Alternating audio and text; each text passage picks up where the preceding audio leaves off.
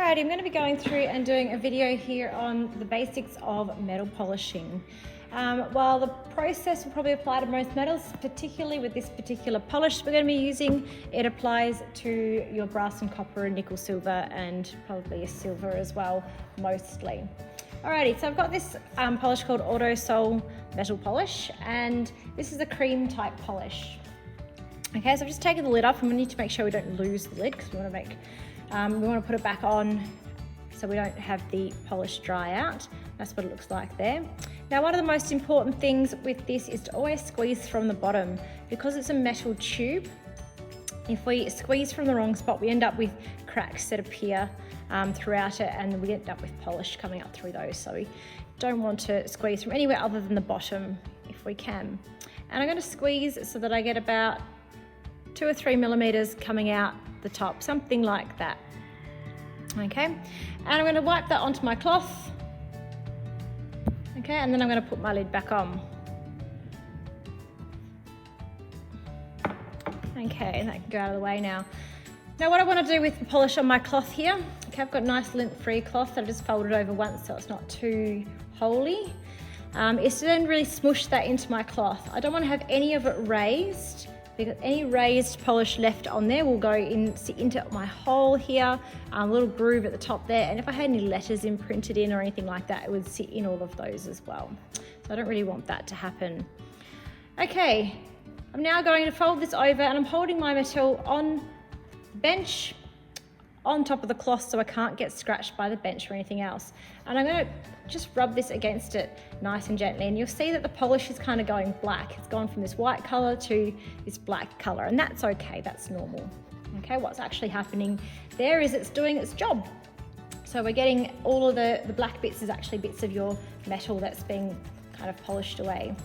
Okay, and that polishing there, I'm going to keep doing that probably about 5 minutes per section. Okay, and one of the benefits of doing it on the cloth like this is I make sure I get all the way to that edge, and then I'll be able to turn it around when I'm ready and do the other side. Okay, so to make sure I don't lose any parts. And of course I'm going to do my edges and everything as well. Okay, so I'm going to keep going here. I'm going to go and do both sides and all of my edges. I might need to reapply polish a couple of times, and I can just do that in the same spot. It doesn't matter that it's gone black. All right, so off I go.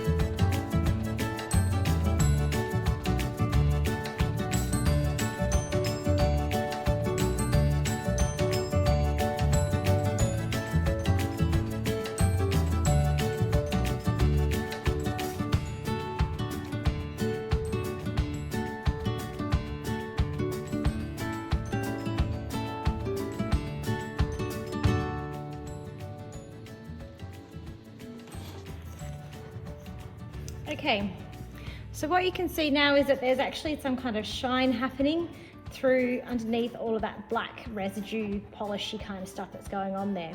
So now that I've gone all over, I want to now get a clean part of my cloth and actually polish off the polish. And that isn't just wiping off the residue, that's actually doing the same kind of motion that I was before and really kind of pressing down quite hard to get that all nice and polished away.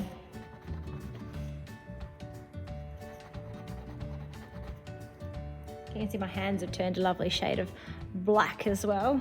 That's also quite normal for polishing. I'm going to turn the inside over and do the same on that one. And then once you've gone through this stage, you're going to hold it up to your eye and kind of have a look at it. And if you can see your reflection, there I am. This is slightly curved, so you should be able to clearly see your reflection. I've got a bit of a fingerprint going on at the top there in your metal. Enough that holding it up to your eye, you can actually clearly see your eyelashes, okay? This one's not going to work as well because of the curves on the inside. Ooh, that's an interesting look for me. Now, if it's cloudy at all, then you either haven't polished enough or you didn't get a good enough kind of preparation before you started with your metals and your sanding and stuff.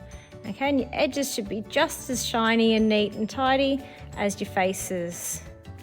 Okay, so I don't know if you can see this has got a bit of curve, that's why it's doing that funky kind of mirror thing going on.